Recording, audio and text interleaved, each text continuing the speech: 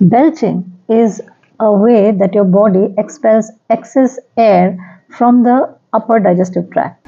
But if this belching becomes chronic, like for example, if you keep on having this belching again and again, that is a problem. So for that, we have a very beautiful technique to get rid of it. And for that, we need a fenugreek strip, and that we have to apply on the small finger, middle joint, and this you have to apply on both the small finger, middle joint, and in between we have to give pressure.